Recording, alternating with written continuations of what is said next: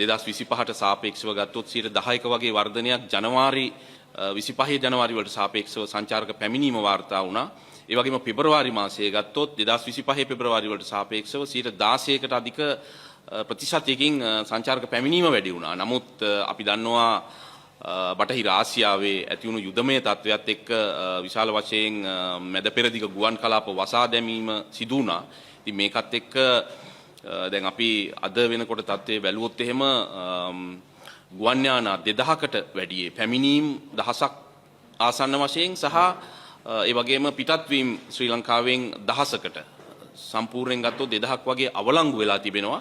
ඉතින් මේක දැඩි අභියෝගයක් බලපෑමක් ඇති කරලා තියෙනවා ශ්‍රී ලංකාවේ සංචාරක කර්මාන්තයට. ඇත්තට අපි සැලසුම් කරපු තත්ත්වය ළඟා කරගන්න මේ අවුරුද්දේ.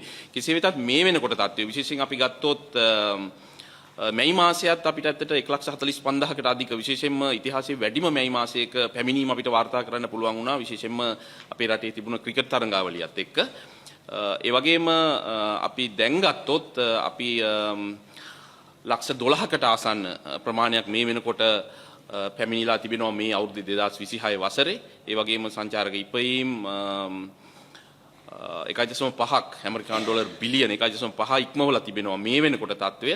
ඉතින් අපි ඇත්තටම වසර මුල සැලසුම් කරා අපි ඉතාමත්ම අමාරු අභියෝගාත්මක තත්ත්වයකදී ආවොත් එහෙම මිලියන 2.5කුත් සාමාන්‍ය තත්වයේදී මිලියන 2.7කුත් සහ හොඳ තත්වයක් යටතේ අපි මිලියන 3කුත් විදිහට තමයි අපි වසරේ සැලසුම් සකස් කරේ සංචාරක පැමිණීම. ඉතින් අපි බලාපොරොත්තු වෙනවා සාමාන්‍ය තත්වය යටතේ අපේ ඉලක්කය මිලියන 2.5 වසර අවසන් වෙනකොට අපිට ළඟා කරගන්න පුළුවන් වෙයි කියලා. ඉතින් විශේෂයෙන් මේ වෙලාවේ අපි අලුත් ගුවන් සමාගම් ප්‍රමාණයක් අපිත් එක්ක වැඩ කරන්න එකඟ වෙලා ගුවන් දැන් මේ වෙනකොට ඒගොල්ලන් අලෙවි කරමින් ඉන්නවා.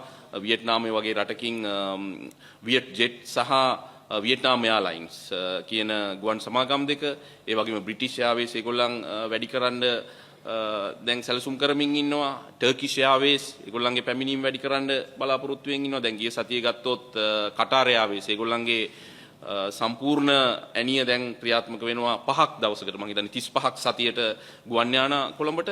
ඉතින් මේ වගේ අලුත් ඒවා වගේම අර නවතලා තිබුණු ඒවාත් දැන් ආරම්භ වෙමින් පවතිනවා. ඒ වගේම අපි දන්නවා පහුගිය දිනවල ශ්‍රී ලංකාව ලෝකයේ සංචාරයට සුදුසු හොඳම දිවයින විදිහට Big 7 Travels වෙබ් අඩවිය විසින් හඳුනා ගන්නු ලැබුවා, හඳුන්වා දෙනු ලැබුවා. ඉතින් ඒක ඉතාමත්ම හොඳ ප්‍රවර්ධනයක් වුණා අපිට. ඒ වගේම ඊට පෙර අපි දන්නවා ශ්‍රී ලංකාව නැගී එන වෙල්නස් ඩෙස්ටිනේෂන්ස් වල ලෝකයේ හොඳම අංක 1 විදිහට හඳුනා ගන්නු ලැබුවා. ඉතින් මේවත් එක්ක අපිට හොඳ ප්‍රවර්ධනයක් ලැබිලා තිබෙනවා. ඉතින් අපි බලාපොරොත්තු වෙනවා විශේෂයෙන්ම මුලින් සඳහන් කරා වගේ අපිට මේ වසරෙත් අපි 2024 25 වගේම 26ත් ඉතිහාසයේ වැඩිම සංචාරක පැමිණීම වාර්තා කරන්න පුළුවන් වෙයි කියන අපේක්ෂාව අපේ තිබෙනවා.